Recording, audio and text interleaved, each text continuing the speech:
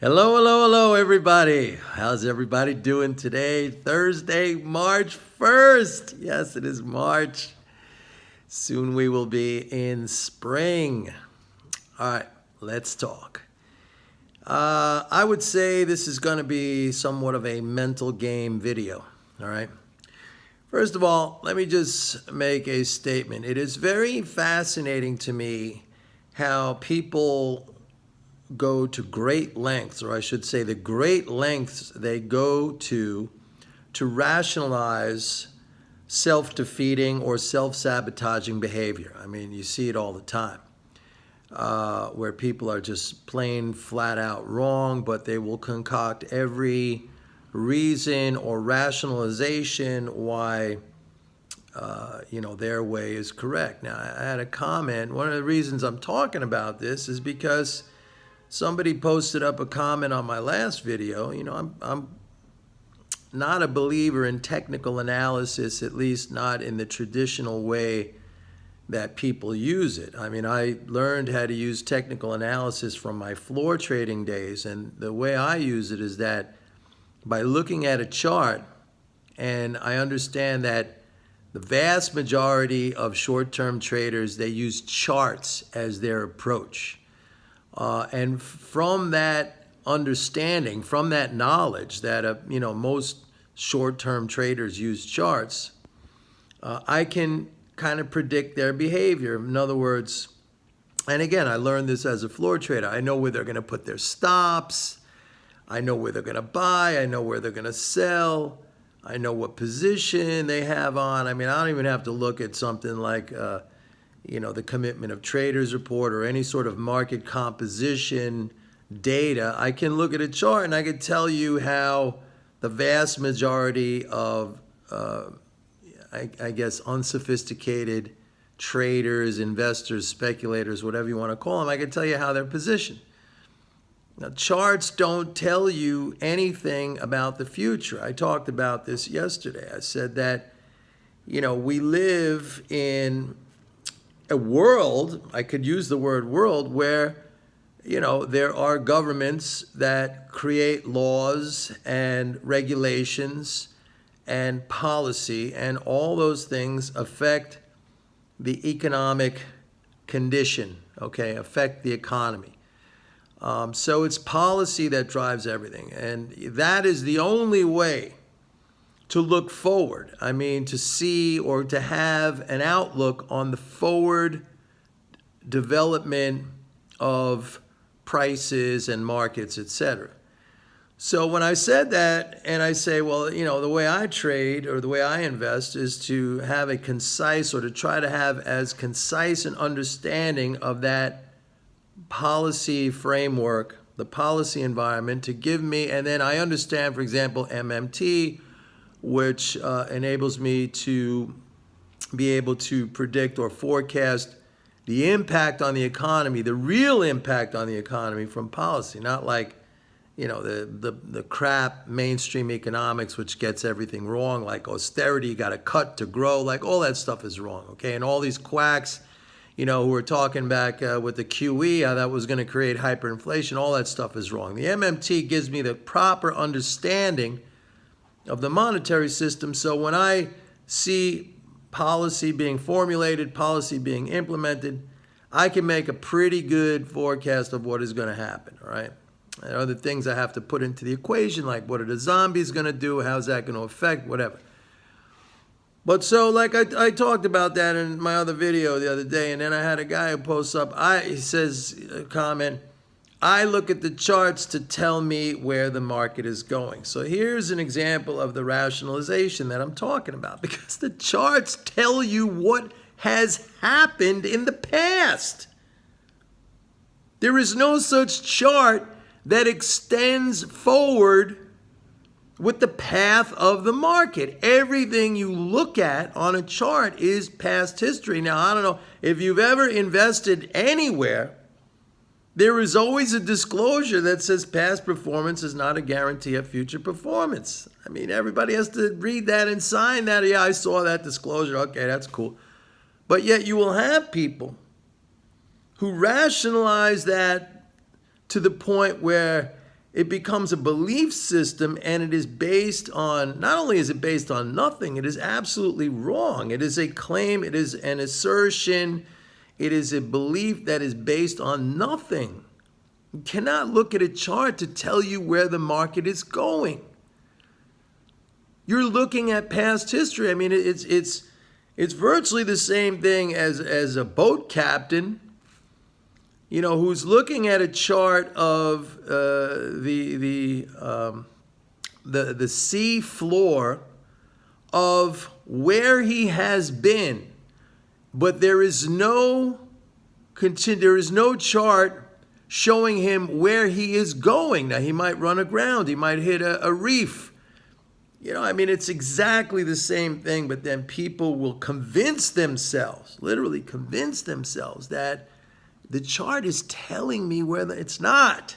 It is not. Nor is the breaking of a trend line or the crossing of a moving average. Those things are, nor is, a price high or a price low. Those things are all either random or arbitrary. I could draw a line. You could draw a slightly different line. Somebody else could draw another line. We could take a moving average. How many times? And I used to do this all the time when I was a up-and-coming novice trader, right? Optimization. You create, or you think you're creating, some kind of a logical system. So you take a moving average, let's say. The moving average works, then it doesn't work. Oh, let me adjust the moving average so now it works better. So instead of, let's say, a 14-day moving average, you go to a 21-day. Oh, that looks pretty good. Oh, now it's not working so good. Let me go to a 50-day or a 100-day. It's just ridiculous. This curve fitting. That's how most systems get blown out. And charting is essentially curve fitting. But people convince themselves. Now, for me, I don't care. All right, when a guy makes a comment like that, I chuckle, I laugh, because I know he's going to be giving me his money. And the same thing with all the rest of them, they are going to be giving me their money, metaphorically or directly. They will be giving me their money. That's just a matter of absolute fact. When people rationalize bad ideas, it is a guarantee that over time they will lose their money. And that's how come so few people really on their own can make any money as investors. And by the way, it also explains not just the popularity of index funds, but the performance of index funds. Like index funds, you look at a guy like, what's his name, John Bogle, who created Vanguard, and he was the guy who created index funds. He's a multi-billionaire. He's a billionaire off of the very concept of what I'm talking about, that people rationalize bad ideas. And if I create something that is just slightly better than a bad idea, which is an index fund, which takes no brains, just let's follow the market because the market is a growth function, all that money. And by the way, Warren Buffett just made didn't just make a bet, but he just cashed in on a bet that he made a couple of years ago with a hedge fund guy. I forget, it was $1 million or something, but he bet the hedge fund guy that the buy and hold strategy would beat the hedge fund guy. Warren Buffett didn't even say his strategy, which is 1,000,000 times better than the buy and hold.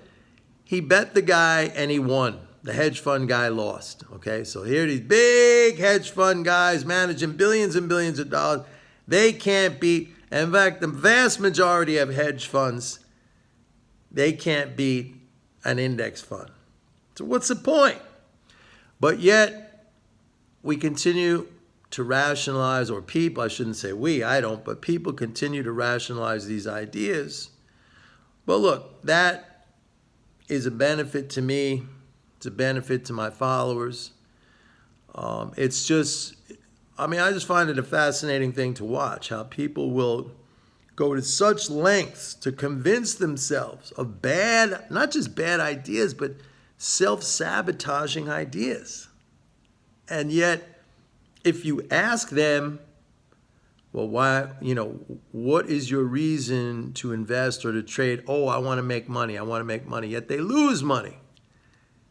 But they will not deviate from that approach. Okay, that is such a deep belief for them.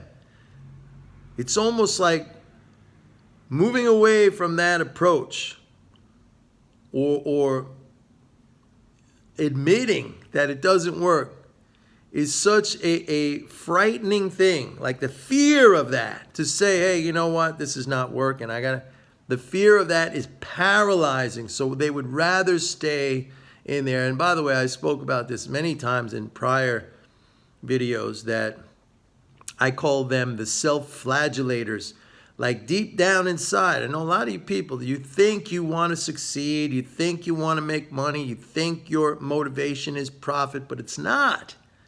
For a lot of you, it's the action, or it could be something else. And a darker side of that is that for some of you, and maybe even many of you, the deeply ingrained motivation is loss. It is self-punishment. It is because, for whatever reason, you deem yourself not worthy. And so you're on a mission to punish yourself. And so you will stay with things that don't work. Because, and I know, it takes an enlightened person to understand that about themselves. I mean, I had that going on, early on through a pretty decent part of my trading career. And then I realized, hey, the problem is me. I have to change. But it's all about you. It's not about the markets. Like I said a million times, I could throw darts at a dartboard and make money. You can't. Some of my people can now. You guys can't. But that's what it's all about. See you later. Bye-bye.